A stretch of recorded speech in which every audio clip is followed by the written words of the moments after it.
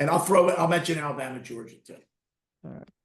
All right, so again, welcome back, everyone. We got 2 Monday nights and a quick college football. I guess we can say a little overtime edition of BYP. So, Professor Sean, I'll let you have it. You got college, and we got 2 Monday night football games.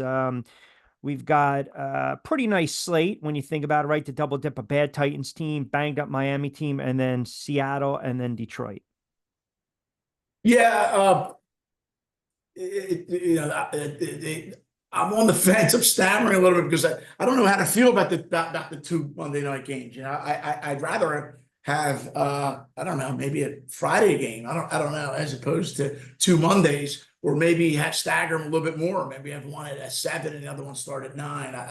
When you know the other game's going to end, that would probably make better gambling sense. I like Detroit in the game. I actually have a money line play on Detroit over Seattle. 3.5 is okay. Most people get scared laying favorites 3.5. I think I don't mind this line. If it ends up going to 3, I don't even mind that. I think a couple of years ago, I don't know if it was last year before, but Detroit was really playing well. Seattle went in there and won a high-scoring shootout, and it was it was right at the beginning of Detroit getting well, and it was a game Detroit was favored, and the game sticks in my head because I had bet Detroit that game, and I think Geno Smith came storming back. Almost positive it was 2 years ago. It was a year where people were like, "Oh my God, look at Geno, how good he is." But I think Detroit, the more this season goes on, you're going to see that the stuff I said about Detroit last year, that they were underrated, best team, top 3, top 4 teams. I think this year they're as good as anybody. I think they're better than San Fran.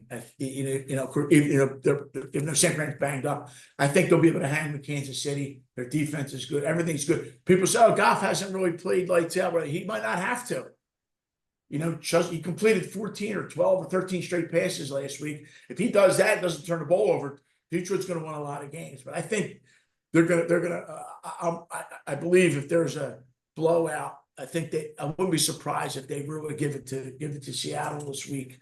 Win by a touchdown or more. And then the other game is a real oof. It's like people are going to have to play because it's Monday. This game is Sunday at 1 o'clock. You'll be like, "Oh, I don't know." You got 8-string quarterbacks. I mean, are they bringing back, Jay Fiedler? What are they going to do? I don't know what they're going to do. But I know that it's Tennessee. I would play Tennessee in the game. I just think Miami's got all kinds of problems with it, but walk away from the game unless you want to stick something in as a teaser, like maybe Tennessee's. Even that I don't even like. Anything could happen. I don't think Levis is. I do have a future with Levis. I showed you again. I'm not pissed, but I don't want to show my tape. But I do have Levis over interceptions for the year for a pretty decent bet, 13 or 13.5. I believe. My only negative is if he gets benched. Yeah, you're screwed. That's the problem playing overs. So I'm rooting for him to get in and win, maybe win the game and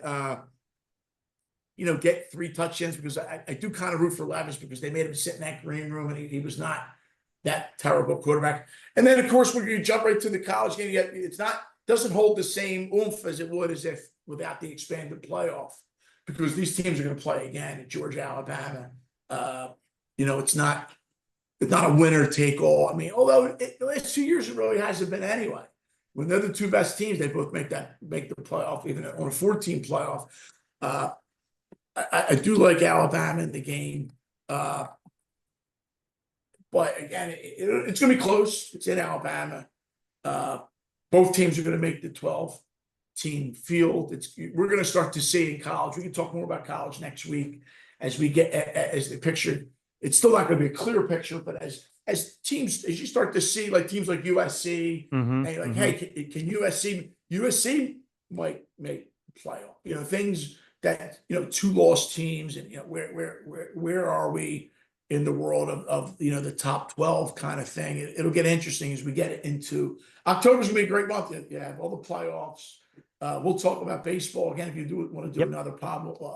Is the week coming up? I wanted to wait until just at the beginning of the playoffs to do baseball, but we'll hit on that because Perfect. my point's like October is going to be great. It's going to be a lot more college stuff. If you do want another game besides that to play, I actually like Colorado